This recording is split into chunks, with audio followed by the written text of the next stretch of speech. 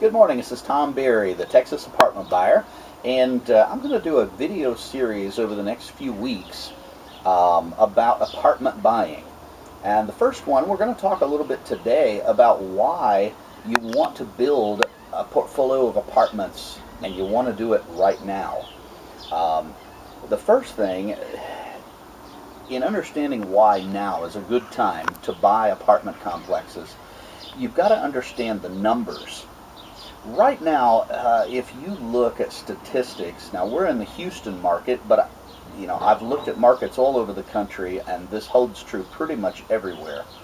Right now, our prices for apartment complexes, we're talking about the asking prices, are below what they were in 2006, 6 years ago. So we have prices right now that are lower than, in some cases, what they've been in 10 years in certain markets. We've also got a demand for rentals. Everybody's heard about the subprime crisis. Everybody's heard about the foreclosure crisis. Well, what that does is that puts a lot of people out of the position of owning a home and in the position of having to rent. Then number three, we have rents rising as a result of that extra demand, people wanting to rent apartments. Supply and demand dictates that as the demand goes up and the supply tightens, prices are going to rise. And speaking about the supply side of this equation, have you seen a lot of new apartment buildings going up? Not in the past 4 or 5 years.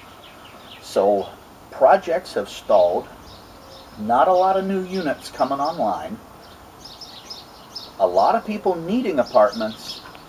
That means prices are going up, and occupancy is going up also. Funding is the key to this whole thing. Right now, people are having a tough time getting funding for houses. And if they can't buy a house, oftentimes they're going to have to rent. Now, it could be renting a house, or it could be renting an apartment. What happens is the houses go to the top tier, and everybody else rents apartments. Top tier is those people that are probably going to end up buying a house in the very near future. So they're going to have a higher turnover with single-family home rentals, and apartments are not necessarily going to have that high turnover. Funding is also the key in the demand side, or in the supply side, because a lot of people are not able to get funding for these large apartment complex projects like they did 4, 5, 6 years ago. So, if you can buy at all-time low prices, or decade-low prices, you can fill the properties very quickly with desirable tenants. You can charge top market rental rates. Doesn't it make sense that you could probably make out really well with apartments right now? Now, building a portfolio makes sense for a couple of reasons. First of all, a portfolio of apartment complexes is going to pay you residual income. Most people know what residual income is. Let me just give you my little definition of it. It's doing something once and being paid on it repeatedly. Does that sound like a good thing? You buy the complex, you put in good management, you've done that once, but you get paid on it over and over, month after month after month. The real good thing about building an apartment portfolio is that it also helps you build wealth. Now, don't misunderstand. Income and wealth have very little to do with each other. So you've got the residual income, and everybody loves income, especially residual. But building wealth or net worth is also a very key component to owning apartment complexes.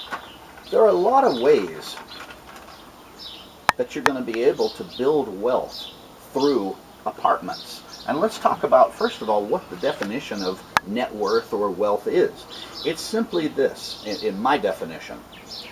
It's the amount of what you own minus the amount that you owe.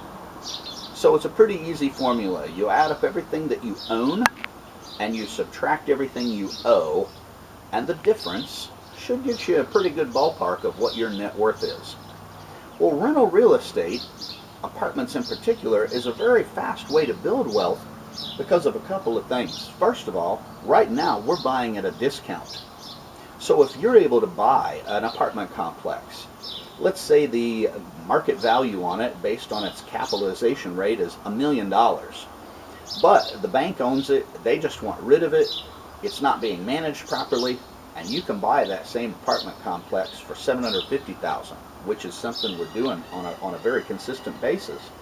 You've just added $250,000 to your net worth with the purchase of that property.